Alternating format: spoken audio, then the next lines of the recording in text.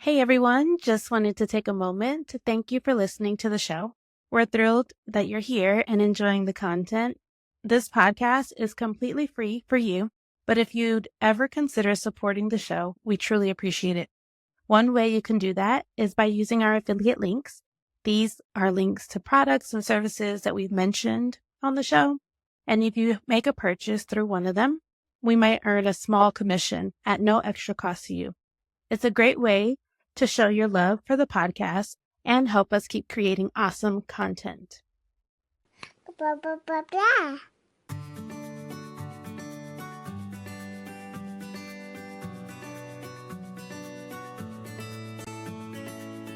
Welcome to the Our Forever Smiles podcast, a podcast created to support mothers of children who were born with clefts and those who love them.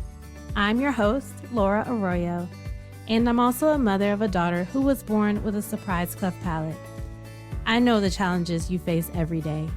Whether you have just learned the difficult news of your baby's cleft lip or palate, you're in the midst of pre-op or post-op, or you're an OG cleft mom, this podcast is for you.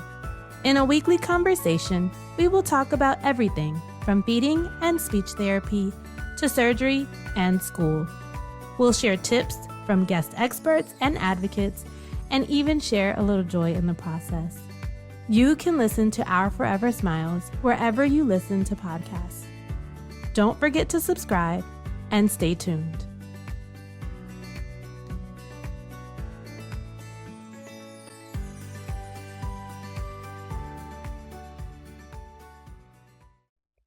Hello, and welcome back to the Our Forever Smiles Cleft Mom Diaries and Support Podcast. I am Laura Arroyo. Before we jump into this episode, I would like to invite you to join this community to hear conversations with other cleft moms and advocates that will help you feel supported along your journey.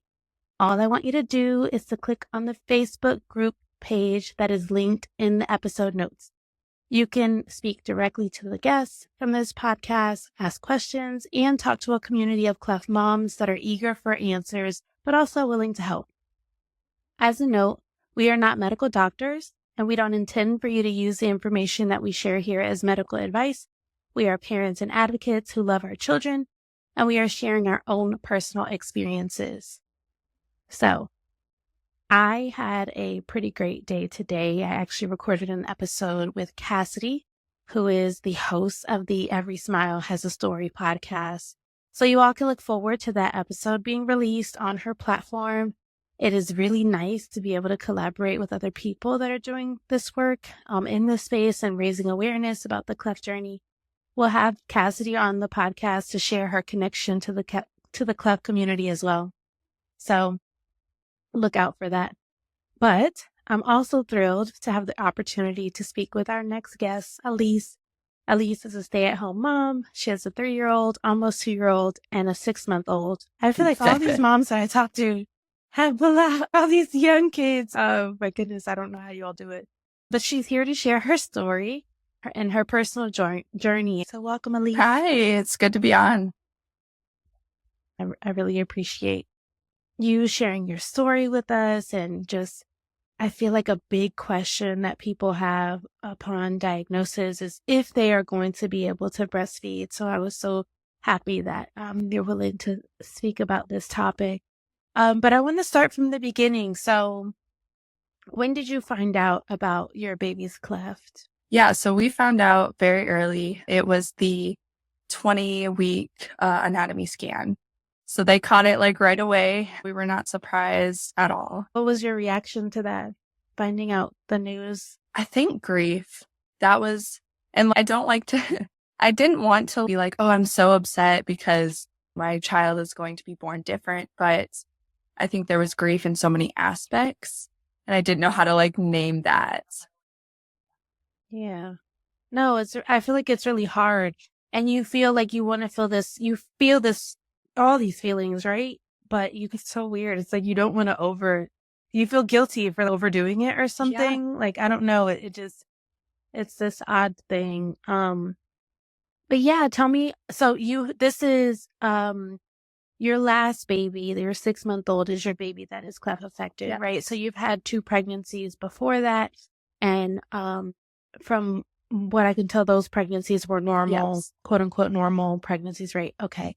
And so, as you're going in for that anatomy scan, is it just like routine as usual? Is that how you're feeling? Like, tell me more about that day. Yeah. So we were super excited. We have 2 boys.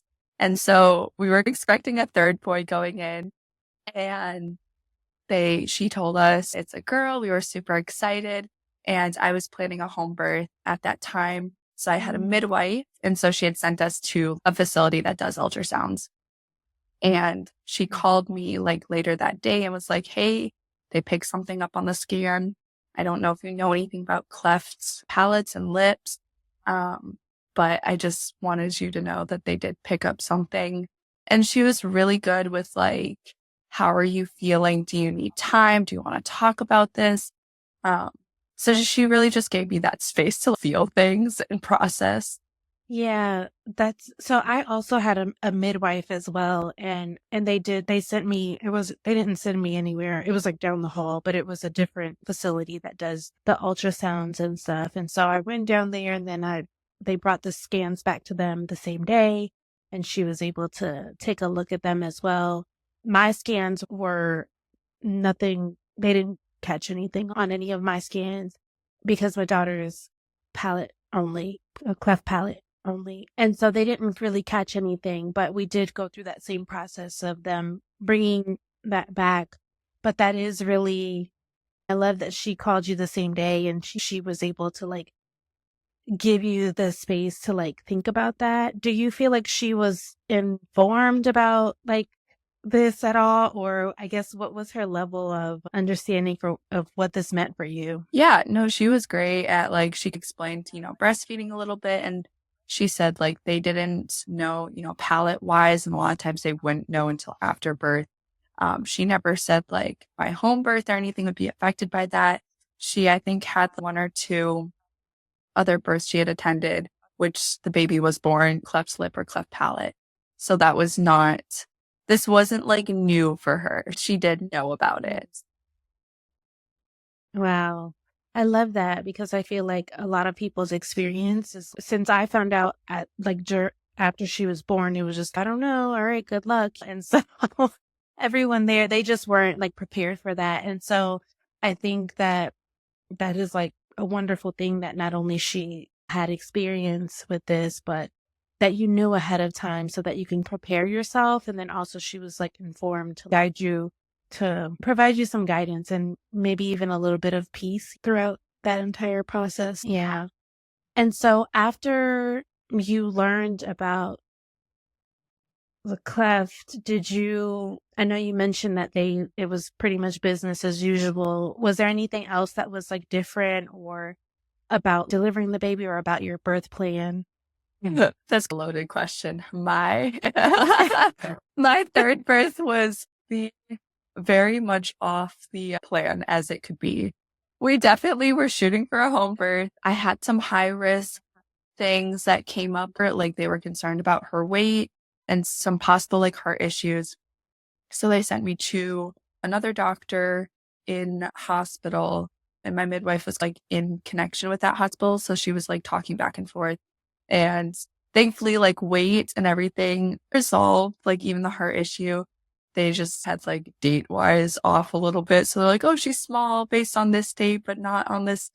It was anyway, dating I was 35 weeks. Yeah, I was like 34 and a half, 35 weeks. And I woke up one morning bleeding. And so I called my midwife and she said, you need to get to the hospital. And it wasn't like a ton at the time. But then like on the way, I started cramping. And so I was like, yeah, I definitely need to be here. I was in the hospital for 9 days with chronic placental abruption. So my placenta was like slowly detaching. They monitored me. I was in the hospital constantly, nurses in and out watching me. And thankfully the bleeding slowed enough where they were like, you can go home now. And so I was like, great. So I went home and me and my husband had a date that night. And the next afternoon, my husband's, oh, we go back to work. And my mother-in-law was in town, and I remember standing up and my water just breaking. Oh my goodness. I called my husband. I'm like, you need to come back home. Yeah. So he came back home, quickly packed. We couldn't have a home birth just because of when I was early. I was about 36 weeks at that point. And then I was also considered like high risk because of placental abruption. And my midwife said, like, with the contraction, the placenta could then basically detach fully, and then that can be an emergency situation.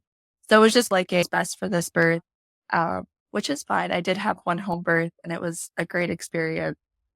Oh, wow. Yeah. And then she came super fast, and delivery was like super chill. Like the nurse was like about to call the doctors in, and the doctor was like, didn't even make it in. The nurse had to catch the baby. So yeah. Oh my goodness. Yeah.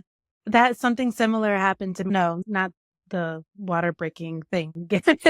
I wish I was in labor for a really long time, and it was just really painful. And I watched all the videos and I did all of the things, and I feel like no one can prepare you for birth. It's like one of those things that you have to really experience and for yourself. And yeah, I finally was giving birth, and then I think that my midwife was at another birth, like down the hall. And, the nurses were coaching me through everything, and I was ready. Like, she was like crowning. And so they're like, yeah, go, call the midwife. And she's stop pushing, don't push. And I'm like, what? No, I'm so ready for this baby to come out. Like, in this, like, she's in this phase of being in and out, and it's just like torture. So it's the weirdest thing. Yeah.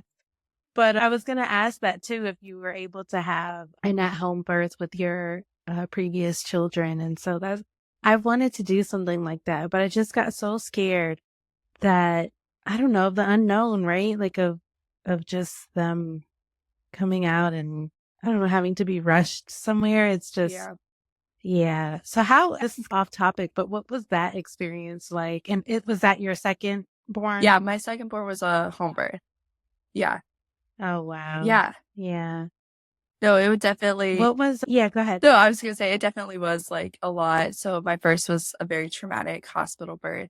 It was also during COVID. So like that in itself was just a lot. But my second home birth was the most peaceful and relaxed I've ever been. And after that, I was like, oh, home births all the way. And like, yeah, my midwife is very equipped. Like she comes with different things. Like she even has medicine on hand if things. She's prepared for like hemorrhaging or anything like that. So we lived very close to a hospital, so I wasn't too worried. Yeah, I think that's important too. Like I live in like a rural area, and so getting somewhere like quickly, I can get places quickly, but it's just not quick enough for me. But yeah, that's such a beautiful thing to experience. And so when you learned about your baby's cleft, did that come as like a total shock to you, or had you had experience, or what did you know about clefts before your experience? Yeah, so my uncle had one, and like my great uncle. So like I knew a little bit, but like I'm not super close with him, so I just knew he had that. I think he had both as a baby. But then again, he's in his like 70s, 60s, 70s. That was a long time ago when things were very different. And so I knew a little bit about it, but again, I didn't know a ton. I didn't know what it looked like to have a child like that. I didn't know surgery wise. Like I didn't really know much other than like I knew what a cleft lip looked like. Did you do genetics at all, or did you want to do that because you knew you had something in your family? Did you want to do genetics at all? No, just because like they were like, it can be, they said there was a lot of risk with genetic testing. And I was like, it's not worth it. This baby, it doesn't affect, she already has a cleft lip. It's not going to affect us not wanting her or anything. We still love her and want her as she is. And so I didn't really see a point at that time. I can totally see that and understand that. I think a lot of people don't want to take that risk while the baby is in the womb, at least. And so waiting to see the way that your baby's development progresses, if you wanted to do that, would be an option for later on. Has your baby had her repair yet? Yeah, she has. Oh, okay. Did you breastfeed before repair? Yes and no. Um, Okay. before repair, it was a little hard. So basically, when she was born, she did latch right away. And because she was born early, she did struggle to basically stay awake at the breast, which was hard. Basically, I was exclusively pumping and feeding her with a bottle just to try to get her up to weight and whatever. And they said I could try to breastfeed, but at that point we had already seen the orthodontist for like her device, and that has to be in 24/7 except when you're cleaning it. And so at that point I couldn't breastfeed with the device, and so breastfeeding just point wasn't really an option. I saw a post recently about this as well, and I'll actually pull it up. It says, from what I've learned, breastfeeding is not possible with a NAM. Our MFM has given us some reason to believe our little boy's palate might be intact, although we know this isn't definitive until he's here. So the question basically is it true that you can't breastfeed with a NAM? And is there no other workaround for that? So my question is, the orthodontist, did they tell you, hey, you won't be able to breastfeed with this? Or did they say during the feedings you can remove it? What type of support did you receive about that? Yeah, so basically how it's in is it's taped in, and it would take us about 20 minutes for taking it off and putting it back in, like after cleaning it, like 25 minutes. So like to do that, every 2 hours is really extreme and a lot more stress. And to leave it in, she said, you could try and breastfeed, but it might be really painful or uncomfortable for you. And who knows how she'll do. So like at that point, I didn't really even try because it's like, I don't know if you've ever seen like a retainer. It's like that hard dental stuff that they put in. So Yeah. Yeah, for sure. So when you went in, when you first found out that she was going to have a cleft, did you go in thinking and like wanting to still attempt to breastfeed? yeah, because my midwife had said like, we don't know how severe it is because sometimes less severe, they don't necessarily need the NAM device. And that means, they'll still have the lip repair surgery eventually, but breastfeeding is more of an option. You just don't know until the baby is born, like how severe, how anything's really going to work. Yeah, for sure. I notice in groups, like sometimes people give definitive answers, and I always say, I'm like, yeah, I know I'm 80% sure how to answer this question, but you really don't know until your baby gets here. And of course, like for me, because my daughter is palate affected, that really wasn't an option for me. I tried to breastfeed her before I knew what it all meant for her to be cleft affected. And of course, since it was a surprise, the medical professionals around me did not know what that meant for her either. And so I was trying to get her to latch and stuff. And yeah, that just wasn't a possibility for her. And I learned that really quickly. Not really quickly, but I learned that after we spoke to the feeding therapist, that wasn't going to be an option for her because of the suction. But I think that some people don't quite understand, especially in the beginning when people are learning, that if your child has palate involvement, which you won't know until they're born, it is nearly impossible for them to breastfeed. Now, if your child is lip affected only, you do have the option to breastfeed. And I've seen many people attempt to breastfeed and also are successful at breastfeeding. And so I have been pretty amazed at like seeing all of the mothers give different tips. But again, it depends on your child. It depends on the situation that you have. You may choose to do NAM. Your child's cleft may be like really wide, and that may not be an option for them as well. But it's really hard to come to grips with that. That may not be an option for you. Did you breastfeed your 2 other children? Yeah, I did. Yeah. And was it a little challenging, or did you grieve that not being able to do that right away with your baby girl? I think I did. And I think even like when we were told the news, like even grieving, oh, breastfeeding and that journey might look really differently. And honestly, just grieving everything because everything was going to look differently than I thought it was going to. Yeah. And yeah, just putting my expectations and everything I had thought I knew about babies and everything just aside. Okay. After surgery, you said you did attempt to breastfeed and you were able to do that a little bit, or no? Yeah, so after surgery, yes and no. The lactation consultants in the hospital, the lactations in the hospital aren't really helpful.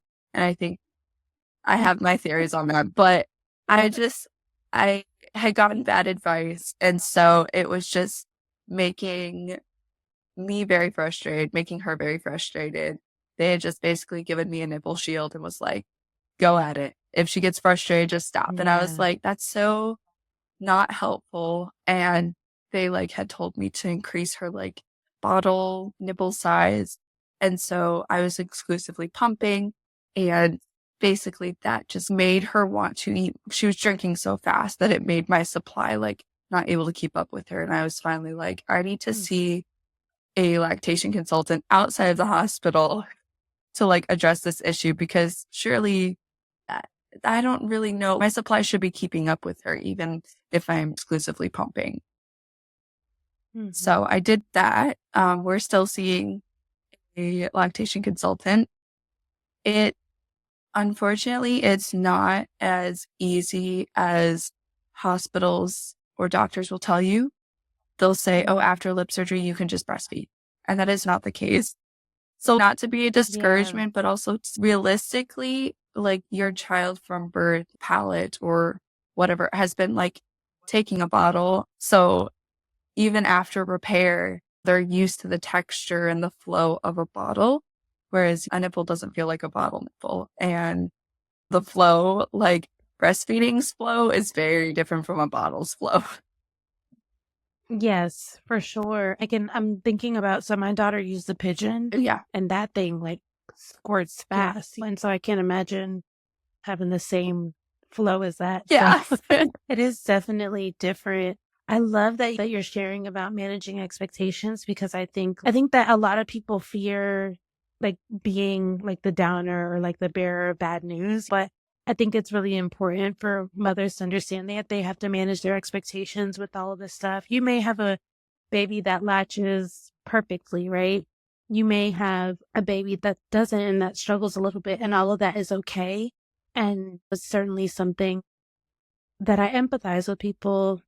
I empathize with those mothers that can't get their babies to latch, but also if you get that in your mind, that there's a possibility that you won't be able to breastfeed, and so that you be okay with that and talk yourself down a little bit for not being able to have that experience. Okay, so we talked about breastfeeding at length. Now I want to talk a little bit about her surgery. So how old was she when she had her surgery? 4 months. 4 months. Okay. And so how was that journey? Were you able to get her an appointment scheduled right away? What did that treatment plan look like for you all? Yeah, so we have one of the best teams in America, actually, where we're located. And so they were like, yeah, you're like in the perfect spot. Like people either go to Wisconsin or Florida, I guess, for Cleft repairs. So we were very blessed with a very skilled surgeon. And so we got in right away. He even had connections to the orthodontist, and she works with the hospital. And so like everyone was connected. I think like the second appointment, he like looked at her and he was like, all right, let's get a surgery like scheduled and everything. And because she was preemie, she was a little bit older than he typically does his surgeries, and which was fine. But yes, it was very like scheduled. We arrived the day of, and it was I've gone through surgeries before, so like I didn't know what to expect. They walk in, they talk you through it.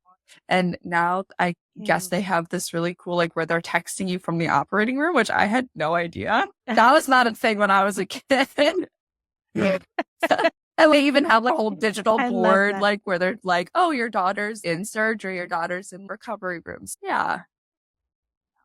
Yeah, I absolutely love that. I like totally bragged about that. It's if I can find any win in this, it's this thing is Yes. so cool. Like they're giving me like real time updates on that. But yeah, like during that day, did you feel any like grief at all about, oh, like I've known her this way for so long and now she's going to be different.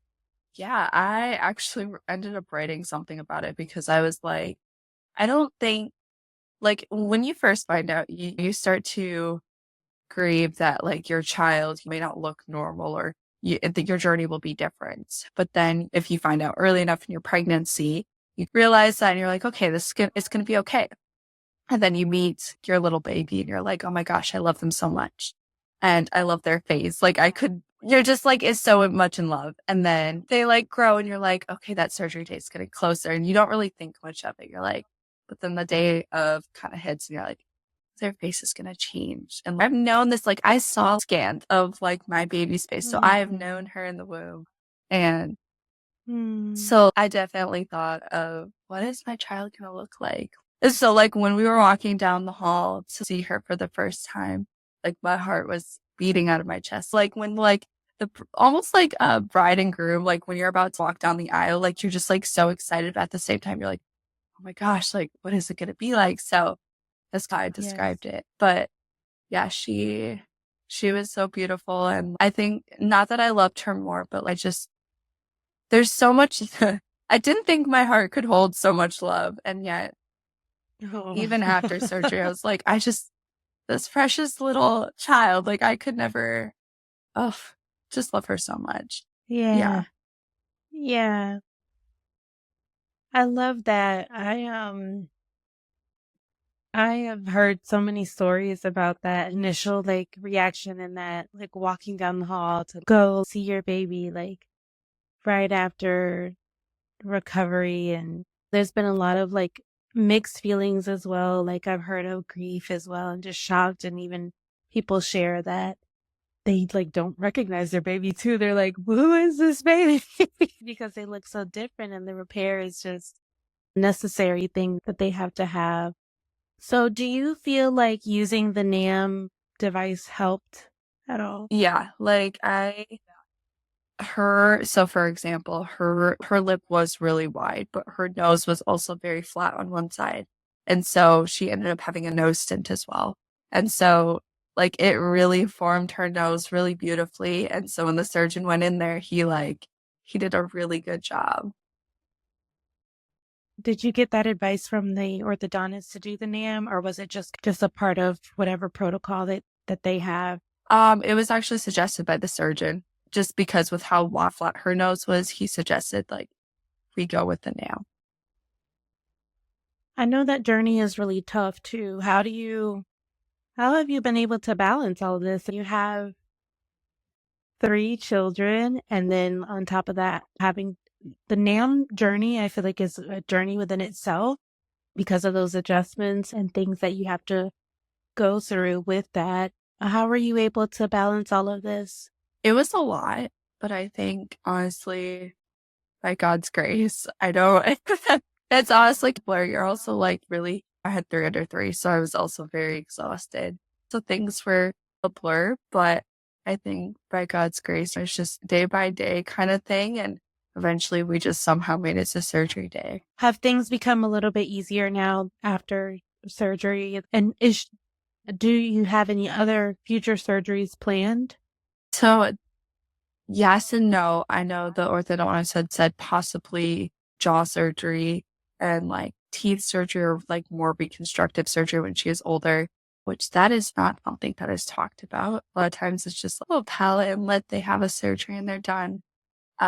So that is more future, further out, 10 and up. And then maybe another nose surgery to repair that again. But as of right now, like nothing is on the calendar. I feel like that's so true. There's this like gap where people are like focused on lip and palate surgery, right? Lip first, everyone is so like narrows in on that. And then usually when they're older, they'll do palate repair. And then there's this big gap to when they're from 8 to 10 years old, they have to have this bone graft if they have a gum notch. And so I think that can be a little bit challenging and a little bit isolating for some parents, because at this point, you think 8 or 10 years old, your child knows and understands pain in a different way or anticipating this thing in their lives. And yeah, I think that there's a lot of focus on the babies. And then when these school children have these surgeries and stuff like that, it's something that we don't talk about a lot. And that's interesting. Maybe I will have someone that is either like post-op for bone graft, or they're just now reaching that, to gauge how those moms are feeling, because you think about your baby girl now, right? 8 or 10 years from now, we're probably both going to be different people from then. Yeah. And yeah, it's tough to think about. Yeah. What do you think is something else that you wish people knew about children with cleft lip and palate in general? It's a good question. I feel like a lot of people are like very scared or fearful of the unknown. But I think there's just so much, at least in this journey with our daughter, it's like there's so much grace with it. And you're not going to be perfect as a parent. Like, for example, like if there was a day that we would forget to change her NAM out or clean it, we would go in and the orthodontist would notice and she'd be like, it's okay. Like, it's totally fine. You have, 2 other kids. So like there was a lot of grace. And I think give yourself a lot of grace as a parent, and have a lot of grace for your kid, obviously. Yeah. I think seeking like professionals or cleft teams that really care too about the whole family. One of my favorite episodes that we recorded is with the pediatric dentist, and she'd mentioned that her favorite part of the journey is having mothers come in to the office. And the reason being is because they can see other children and other families that are there for the same exact reason. And they're there seeing them in the lobby. And when you start the NAM journey, it can be really difficult to accept, but then also just challenging having to do all this additional work. And she says, did you see that mom in the lobby? That's going to be you in a few months, right? You're going to be like knowing exactly how to clean this thing and put it in and taking it out. And it's going to be like clockwork to you. And all of this is just like a blimp, right? Like a blip in time, and it goes by. While you're in it, it doesn't feel like it. But when it's done it's done. And so I thought that was telling. Yeah, not telling. I thought it was so interesting to hear that, because that is so true. Being able to see that experience is wonderful. It's insightful. It allows you to feel like you're not alone. And if she can do it, then I can do it, right? Like I can do all things. What do you think has been the hardest part of your journey? I think just not really having anyone to talk to about it. Like there's no one in our community that has dealt with this. A lot of times people are like, oh, my friend's cousin's sister's uncle, like way over, like way back, or they don't know somebody like directly, or if they do, they maybe don't know all the information or like everything that they went through. And so I think that was hard, because we had people at our church being like, oh, my daughter had heart surgery. And I was like, it's not really the same. Like, it is a surgery, but there's nothing to it's not really anything to compare it to, but it's also, we didn't have those community members that were going through it. I felt very alone in the beginning as well. And I felt like really emotional to talk about it too. So that was the other thing. So I wanted to not feel alone, but I also didn't want to talk about it. Yeah. It's a wild journey, I feel like. I was looking up because I wanted to do like a Cleft Mom question of the week. Do you have any tips or tricks for exclusively pumping? So I know you attempted to do some nursing, but also pumping as well. And do you have any tips or tricks for that? I have a station so we have like our bedroom, and our kids are not allowed in our bedroom. So that's like our safe space, like away from the kids. That was always like a nice, like I would go in the room and shut the door and just pump. And that was like a nice, like breather break. And I know a lot of like doctors or lactation consultants were like, oh, just like, do it in your living room, like around the kids, or just like breathe and settle down. Sometimes like That's not always easy to do. So sometimes just having a spot like away from family or kids or whatever. That was my best like pumping advice. It's honestly, it's been very brand new for me because I exclusively breastfed both my boys. And so this has also been a very big learning curve for me. Are you still pumping Yes, now? I am. It's tough. It is. I give a huge shout out and love to you and those moms that are pumping. It is truly a labor of love. And yeah, but to echo what you said, I think also one of the things that was off-putting to me is maybe I'm just a messy person. I don't know. But I would like milk would be everywhere. Like it was, I loved when everything was in one spot. So I didn't have like all these parts everywhere and like dribbles. And it is a lot. Oh, yeah. Yeah. I will say the saving grace is I think they've become more lenient on the rules on like how long breast milk is left out and all of that. And saying, I saw a bunch of moms being like, oh my gosh, I'm losing it because I'm sanitized the bottles every single time. And I'm like, it's okay. You don't have to do that. That's a lot. I haven't done, I'm not that extreme. Maybe I should be, maybe a little more extreme, but my baby survived. I'm like, you don't wash your boob every time you nurse. You're fine. Yes. Yeah. No, and then I always tell people, I joke and say, I am not the mother I thought I was going to be because like I just allow her to do like the grossest things that I would never, before I was a mom, I would be mortified, like literally. And so, yeah, like I'm always like, when I say the things that I do out loud, I'm like, that is really gross and I totally get it. But yeah, like imagine sanitizing every single time. My God, like that's a lot. It is a lot. And even if you want to do something like that, yeah, if you want to be that kind of mom, totally, like kudos to you. But give yourself some grace if you miss a day or if you forget something. This journey is really hard.